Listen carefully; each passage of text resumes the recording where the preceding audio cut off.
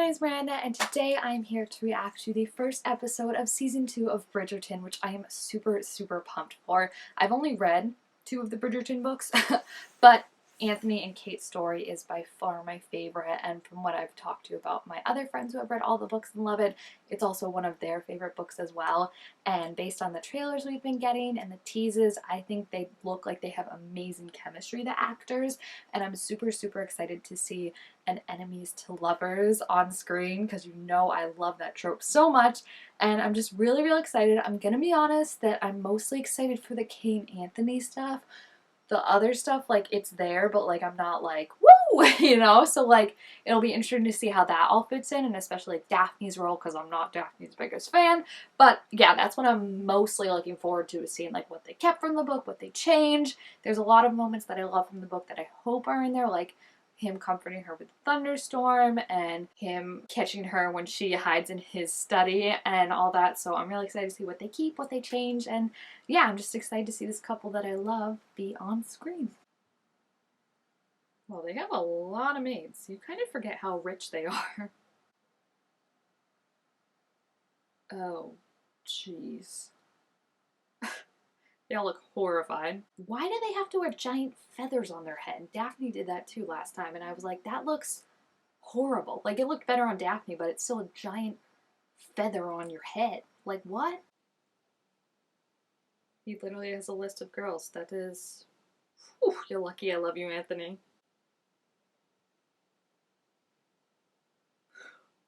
He's so, like, could you imagine? You're just like, I guess the times, right? That's the important stuff, but I'd be like, excuse me, sir? Is that Kate, Red Riding Hood herself? Oh, if he talks to her, this means that their introduction is going to be totally different, I think. Again, it has been like a year since I read the book, but I don't think they met each other until they met at the ball, right? She's going to jump it. I knew it. What a great introduction. He's just been going about how, like, he's so over all these girls and they're boring and not smart enough for him. And then this girl comes in, this challenge. She's so cute. Perfect casting. Perfect casting is perfect. I love Simone Ashley. Oh gosh, where did he come from? She's like, he really has no tact. Just all these questions. You're like, Anthony, be a person for 5 seconds. That's fair. That's kind of what he's doing right now. Oh, look, they're getting along right away. That's so cute. I love her. I love that she gives it to him. Like, this is who he needs, right? Not someone who's just gonna be like, yes, yes, yes. Someone who's like, you're being an idiot. Stop. It's like Cinderella, the live adaptation. This is like what it is, them talking. I kind of really like that this is how they met, though, because I think it shows the relationship better of, like, technically they would get along very well and probably like each other very well, if not for the fact of, like, her wanting to protect her sister and her, like, hearing about how much of a rake he is. Like, without all those added stuff, like, they actually have this chemistry, and I like that. I feel like that was a good way to see that, you know? Newton, my boy. My second favorite corgi in television, only second to Cheddar, my boy from Brooklyn Nine-Nine. Oh, Anthony will like that.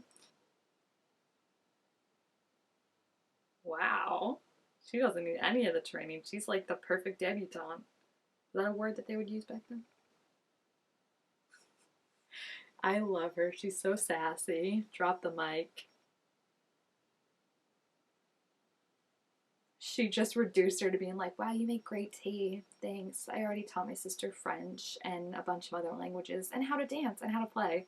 I love Kate Sharma. She's amazing. Like, every time she comes on screen, you're just like, wife, wife, wife, wife. So I don't remember in the book specifically, like, she didn't think she'd get married. She just thought, like, okay, like, whoever Edwina marries, like, will also take care of me, right? Like, just, like, put me in a cottage somewhere, right? That's what she was kind of going for. Like, she never wanted to get married herself. They're so cute. I love their sister relationship.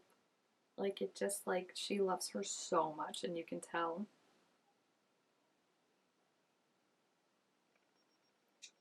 Kate, maybe you should listen to your advice. I really hope they keep in that Edwina like realizes Kate and Anthony are like perfect for each other before Kate and Anthony even do. Because I like that a lot better than if like I feel like the stereotypical thing would for her to be like, you like Anthony and get like all upset. But I think it was a really good flip in the book that she was like, duh, like of course you like him, and that's why she was like arranging to meet him up more so like they could get together more. Benedict, it'll be your time next, buddy. She does kind of look like Daphne's blue dress, but like a like, oh, Benedict's a good brother. It's funny that like she's wearing the blue dress that like that's kind of the comparison this whole time is Daphne. Daphne's first season went wonderful, and it's like how could you ever live up to that? Especially considering Eloise like doesn't want to be there. Oh, I like how she looked for Kate's permission first. Like, is this good? Well, not permission, but just like approval, I guess. Like, I trust you, you know? So, like, if you're saying I should dance with him, then I feel I can dance with him. Like, I just think it's a really sweet relationship they had, the two sisters. Uh oh, here's where she comes to eavesdrop. This is very, very different from their meeting. There's no Colin, which I love. So I'm kind of sad that they don't have that where they all play the prank on Anthony being like, there's a girl you gotta know. But you know, it is what it is. Maybe he had COVID. Oh, and she wants her sister to fall in love. I hate how he refers to the children of good stock, like breeding. It's like, ew. He's so cocky. Like, I love Anthony, but like this like whole facade he has, you're like, Anthony. That's why we need Kate to send him down a few pegs, right? Look at her face. She's like, someone hold me back from going after him. Oh no, this is so awkward because she's pissed.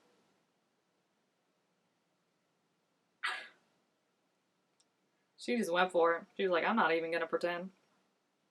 Yes, thank you. It's disgusting. Mm-hmm. I like when he's like, so you think I'm cute? That's basically what it is. This is funny because this is the thing we saw in the like Netflix thing, the preview, and she said like I think your character is deficient as your horsemanship, and I was just always like when I saw it, I was like boom, but now we know like what the background is when they found each other on the horses, so that's even funnier. That she's like, yeah, I beat you in a horse race and you suck. Oh gosh, Benedict, please stop. Benedict. That's not Sophie though, right? Sophie's like is she a commoner? I haven't read the third book, but I just remember my friend telling me like there's something where like he had to like renounce his or something like that to live with. Like it was a Cinderella retelling, is what she said basically. Like you didn't actually know who she was. It's just the like good day, off to find a wife. Oh,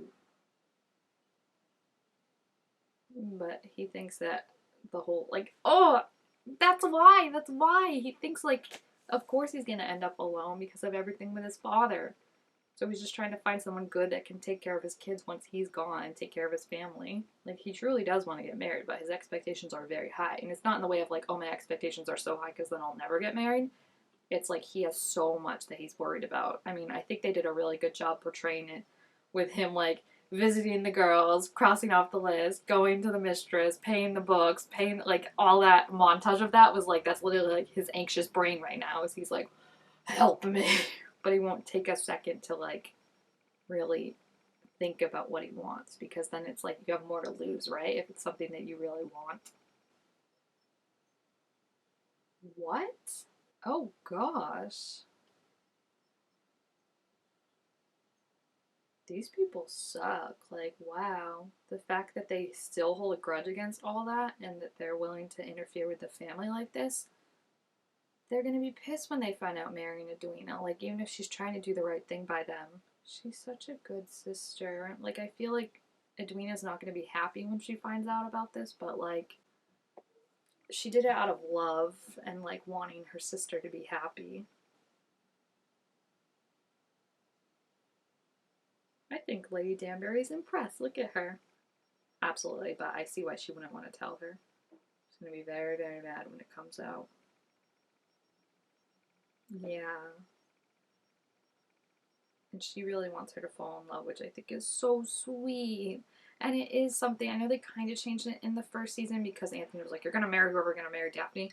But like, I always liked that that was kind of a thing Anthony and Kate had in common. You know, they wanted their sisters to marry for love, not just for money or status. So that's a whole interesting conflict that was never in the book, was the thing with the grandparents. It kind of annoys me because I feel like now it's going to be like people are going to get mad at Kate when like they didn't really have a reason to before. Before it was just like you're being too like harsh, but then she's like, no, my sister deserves the best. And now I feel like it's like they're going to come out and they're going to be like, we don't want anything from them. Like, what are you doing? And it's just going to be stressful. Those wigs just look so heavy, don't they? Like, how is everyone's neck just like not... Benedict is right that it would be super awkward if it was Eloise. Like, that would put a big wrench in Anthony's plans.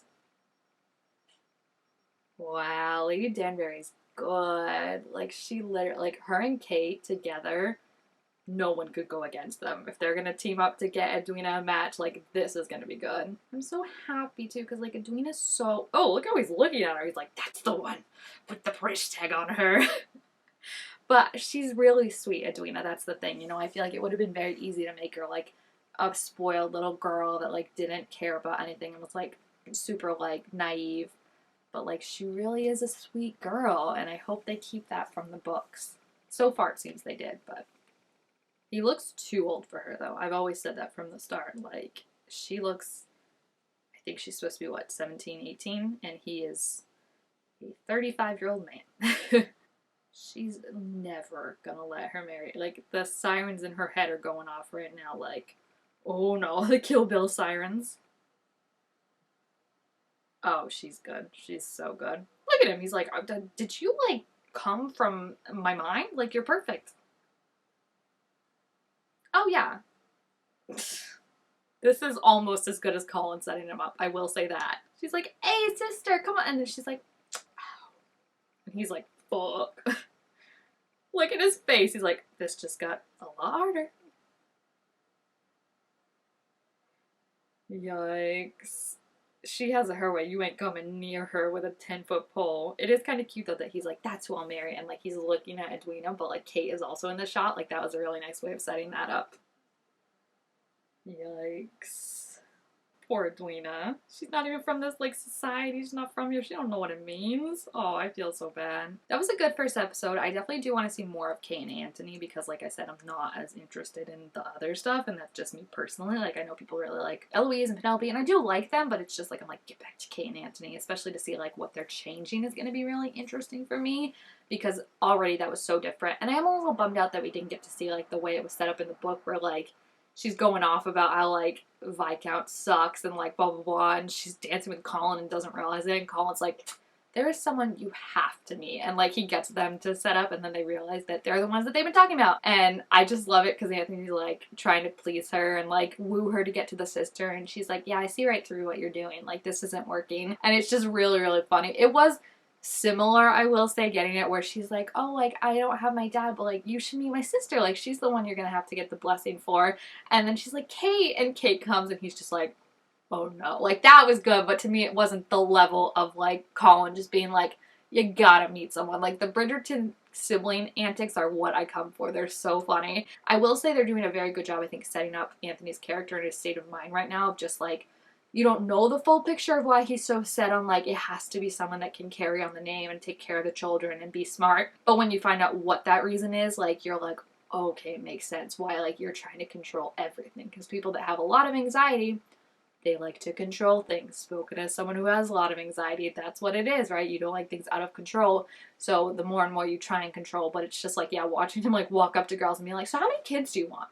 Who does Napoleon fight? Like, it's just so funny because they're just like, this is what? Like, this is so straightforward, but it's like, he's treating it like a transaction, which, in a way, it definitely was back then, right? Like, you got married for status or for money, and very rarely for love, I feel like. So I feel like, in a way, he's not doing anything wrong. He's just stripping it down to its bare bones and revealing it what it's for. But, like, I'm not marrying for love. I'm marrying to, like, meet these expectations and these requirements I have. It's just putting it in such a broad way and not wrapping it up in, like, finery and fancy words and all that makes you be like, Oh, but it might be different now that he has someone definitely that he wants to court, you know? Like, I feel like now he's gonna bring out all the little Bridgerton stops, the pleasing smile, the smirk, the horseback riding, like the life that he can give to you. But it's gonna be really interesting. So I'm excited to see more. If you have seen this episode, please feel free to leave your thoughts about it down below in the comments. Also, make sure to give this video a thumbs up if you enjoyed it, and I will see you guys next time. Bye!